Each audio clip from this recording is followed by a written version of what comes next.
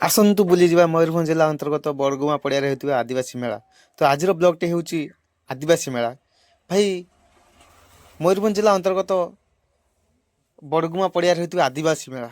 ଆଦିବାସୀ କହିବାଟା ତ ଭାଇ ଭୁଲ, କାରଣ ମୟୂରଭଞ୍ଜ ଜିଲ୍ଲାର କୋଣ ଅନୁକୋଣରେ ଲୋକମାନେ ଏହି ମେଳାକୁ ଏହି ମେଳାର ଆକର୍ଷଣୀୟ ଦେଖିବାକୁ ଆସନ୍ତି। ଏହି ମେଳାର ସୁନ୍ଦର ଜିନିଷ ଦେଖିବାକୁ ଆସନ୍ତି। ଏହି ମେଳାର ବିଭିନ୍ନ ପ୍ରକାର ସାମଗ୍ରୀ କିଣିବାକୁ ଆସନ୍ତି, କି କିଣାବିକା କରିବାକୁ ଆସନ୍ତି ବହୁ ଦୂର ଦୂରାନ୍ତରୁ। ସେମିତି ପିଲାମାନଙ୍କର ମନଲୋଭା ଆକର୍ଷଣୀୟ ଖେଳନା, ବୁଲିବା, ଡେଇଁବା, ଝୁଲିବା ଇତ୍ୟାଦି ବିଭିନ୍ନ ପ୍ରକାର ଆକର୍ଷଣୀୟ ଜିନିଷ, ଖେଳନା ଜିନିଷ ମଧ୍ୟ ମିଳିଥାଏ। ସେମାନେ ଆରାମସେ ଏହି ମେଳାରେ ବୁଲନ୍ତି, ଖେଳନ୍ତି, ଖୁସି ହୁଅନ୍ତି। ତା ସହିତ ଲୋକମାନେ ବିଭିନ୍ନ ପ୍ରକାର ମଜା ନିଅନ୍ତି। ଆଉ ଏଠିକାର ବିଶେଷ ଆକର୍ଷଣୀୟ ହେଉଛି ଏହି ମେଳାରେ ହେଉଥିବା ବର୍ଷକୁ ଥରେ କ୍ରିକେଟ, ଭଲି ଆଉ ଫୁଟବଲ। ତ ଫୁଟବଲ ଦେଖିବା ପାଇଁ ବହୁ ଦୂର ଦୂରାନ୍ତରୁ ଖେଳାଳି ଭାଇମାନେ ଏହି ପଡ଼ିଆକୁ, ଏହି ମେଳାକୁ ଆସନ୍ତି ଖେଳ ଖେଳିବା ପାଇଁ, ଦେଖିବା ପାଇଁ, ବୁଲିବା ପାଇଁ, ଆଉ ଜିତିକି ମଧ୍ୟ ପ୍ରାଇଜ୍ ନେଇକି ଯାଆନ୍ତି। ଆଉ ଏହି ମେଳାର ବିଶେଷ କରି ଆକର୍ଷଣୀୟ ଜିନିଷ ହେଉଛି ଆଦିବାସୀମାନଙ୍କର ନୃତ୍ୟ। ତାଙ୍କର ଯେଉଁ ଢଙ୍ଗ, ଯେଉଁ ଷ୍ଟାଇଲ, ଯେଉଁ ତାଙ୍କ ଭିତରେ ଯେଉଁ ଥାଏ ଭଲ ପାଇବା, ଯେ ହାତକୁ ହାତ ଛନ୍ଦାଛନ୍ଦି ହୋଇ ଡ୍ୟାନ୍ସ କରିବା, ହାତକୁ ହାତ ଛନ୍ଦାଛନ୍ଦି ହୋଇ ନାଚିବା, ଆଉ ତାଙ୍କ ସେ ଢୋଲ ତାଳରେ, ସେ ଘଣ୍ଟେ ତାଳରେ ଡ୍ୟାନ୍ସ କରିବା ବହୁତ ଆନନ୍ଦ ଲାଗେ। ଯେମିତି ଇଚ୍ଛା ହୁଏ ତାଙ୍କ ସହିତ ଭାଇ ପାଦକୁ ପାଦ ମିଳାଇ ନାଚିବା ପାଇଁ। ଆଉ ସେଠିକାର ଲୋକମାନେ ବହୁତ ସୁନ୍ଦର।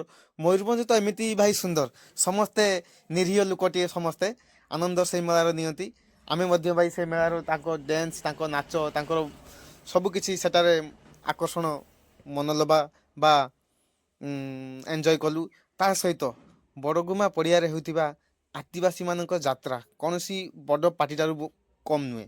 ସେଠିକାର ଯାତ୍ରା ହେଇଥାଏ କ'ଣ, ଯାତ୍ରା ଲୁଗୁବୁରୁ ଅପେରା। ଲୋକମାନେ ତ ଫ୍ରିର ଦେଖନ୍ତି, ବାକି ଆମେ କିଛି ନ ବୁଝି ପାରିବା ପାଇଁ, କି ନ ବୁଝିକି ବି ଆମେ ସେଇ ଯାତ୍ରାଟିକୁ ଦେଖୁଥାଉ ବାହାରୁ। ତା ଭିତରେ ବି ଏଇଟା ହେଉଛି ସେଇ ଭିତରର ଦୃଶ୍ୟ। ତା ସହିତ ଲୋକମାନେ ସେଠାକାର ଖାଇବା, ବିଭିନ୍ନ ପ୍ରକାର ଖାଇବା ସାମଗ୍ରୀ ବିକ୍ରି ହୋଇଥାଏ। ପାନ, ଗୁଟକା, କୁରକୁରି, ବିଭିନ୍ନ ପ୍ରକାର ଖାଇବା, ବିଭିନ୍ନ ପ୍ରକାର ଆସବାବ ଜିନିଷ କିଣାବିକା କରନ୍ତି। ଆଉ ଯାହା ଘରକରଣା ଯାହା ସାମଗ୍ରୀ ମଧ୍ୟ ସେଠାରେ ମିଳେ।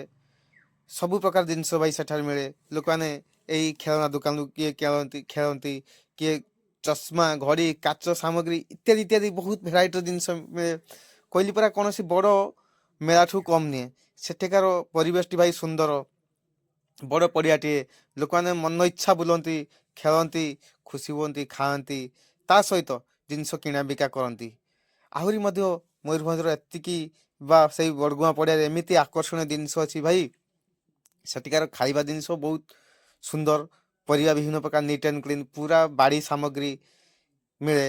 ସେଠାରେ ଲୋକମାନେ ନେଇକି ଖୁସି ହୁଅନ୍ତି। କିଏ ଭାଇ ଜୋତା କିଣେ, ତା ସହିତ ବହୁତ ସୁନ୍ଦର ସୁନ୍ଦର ଆକର୍ଷଣୀୟ ଜିନିଷ ମିଳେ।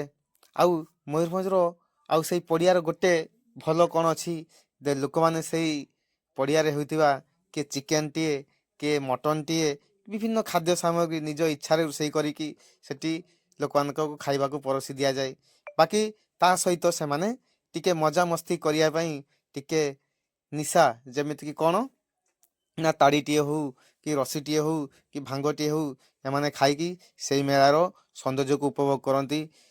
ତା ସହିତ ଆଉ ଯେ ଲୋକମାନେ ସେସବୁ ନ ଖାଆନ୍ତି, କିଏ ଲସିଟିଏ, କିଏ କେକ୍ଟିଏ, କିଏ ଚାଉମିନଟିଏ, କିଏ ପକୋଡ଼ାଟିଏ, ବିଭିନ୍ନ ଭେରାଇଟିର ବି ଖାଦ୍ୟ ମିଳିଥାଏ।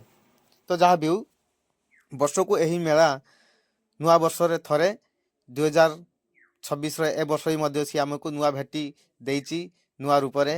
ତ ଯାହା ହଉ, ରହିଲି। ଜୟ ଜଗନ୍ନାଥ। ପ୍ଲିଜ୍ ଭାଇ ସବସ୍କ୍ରାଇବ୍ କରନ୍ତୁ, କମେଣ୍ଟ କରନ୍ତୁ, ସେୟାର କରନ୍ତୁ। ଜୟ ଜଗନ୍ନାଥ, ରହିଲି।